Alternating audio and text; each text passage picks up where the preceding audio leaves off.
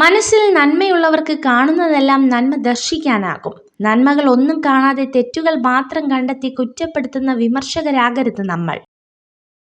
നല്ല മനസ്സോടെ മറ്റുള്ളവരെ സമീപിച്ചാൽ മിക്കവരിലും വിമർശിക്കേണ്ടതിനേക്കാൾ അംഗീകരിക്കേണ്ട നന്മകളായിരിക്കും കൂടുതൽ. നിങ്ങളുടെ പരിമിതികൾ കണ്ടെത്താൻ ഒരിക്കലും നിങ്ങൾക്ക് സാധിക്കില്ല.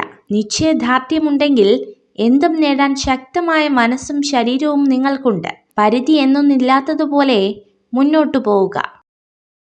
വിനയവും എളിമയും തൻ്റെ സ്വത്തായിട്ടുള്ള ഒരു വ്യക്തിയെ എല്ലാവരും ഇഷ്ടപ്പെടുന്നു. ജീവിതത്തിൽ അവർക്ക് പ്രശ്നങ്ങളും പ്രതിസന്ധികളും അപൂർവമായിരിക്കും.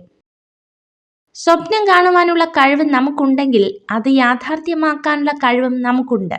അതിന് ആത്മവിശ്വാസം നഷ്ടപ്പെടാതെ പ്രയത്നിക്കാൻ തയ്യാറായാൽ മാത്രം മതി. നിങ്ങളെക്കുറിച്ച് നിങ്ങൾക്ക് തന്നെ ഉണ്ടാകുന്ന നെഗറ്റീവ് ചിന്തകൾ മറികടക്കാൻ ശ്രമിക്കുക. സ്വയം പഴി പറയുന്നത് പൂർണ്ണമായും ഒഴിവാക്കുക. ആത്മാർത്ഥ സ്നേഹവും ആഴത്തിലുള്ള വിശ്വാസവും ആരിലും അമിതമായി അർപ്പിക്കരുത്. കാരണം മനുഷ്യൻ മാറും, ഒപ്പം അവരുടെ മനസ്സും. ഒരു കാർമേഘവും ഒരുപാട് കാലം നിലനിന്നിട്ടില്ല. ഒന്നെങ്കിൽ പെയ്തൊഴിയും, അല്ലെങ്കിൽ സ്വയം ഇല്ലാതാകും. നമ്മുടെ പ്രശ്നങ്ങളുടെ കാലാവധിയും ഇത്രയേ ഉള്ളൂ.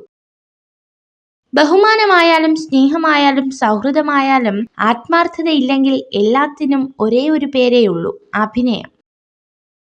തകർക്കാനും തളർത്താനും പലരുമുണ്ടാകും. തളരാതെ മുന്നോട്ടു പോവുക. കാരണം ജീവിതം നമ്മുടേതാണ്, ജീവിക്കേണ്ടത് നമ്മളാണ്.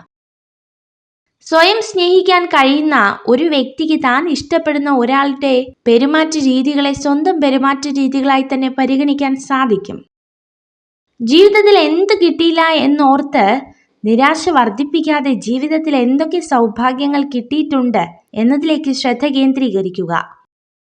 എത്ര വിജയങ്ങൾ നേടിയാലും എന്തെല്ലാം സമ്പാദിച്ചാലും ശൂന്യമായ കൈകളോടുകൂടിയാണ് ഇവിടെ വിടേണ്ടതെന്ന് പലപ്പോഴും നമ്മൾ മറന്നുപോകുന്നു.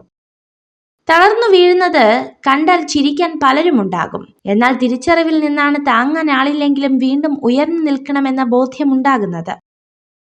നിങ്ങൾ സ്നേഹിക്കുന്ന ഒരാളെ കാണുമ്പോൾ ഒരിക്കലും പുഞ്ചിരിക്കരുത്. പകരം അവരെ സ്നേഹിക്കുക. ലക്ഷ്യം സത്യമുള്ളതാണെങ്കിൽ വഴിയിൽ തടസ്സമായി നിൽക്കുന്ന ഒന്നിനും ഒരു പരിഗണനയും നൽകേണ്ട ആവശ്യമില്ല. ഉള്ളവനിലേക്ക് നോക്കിയാൽ നിങ്ങൾക്ക് ഒരുപാട് നേടാനാകും. ഇല്ലാത്തവനിലേക്ക് നോക്കിയാൽ നിങ്ങൾ ഒരുപാട് നേടിയവനാകും. നിങ്ങൾ ഈ വീഡിയോ കണ്ടതിന് നന്ദി. ഇതുപോലുള്ള കൂടുതൽ വീഡിയോകൾക്കായി ചാനൽ സബ്സ്ക്രൈബ് ചെയ്യൂ.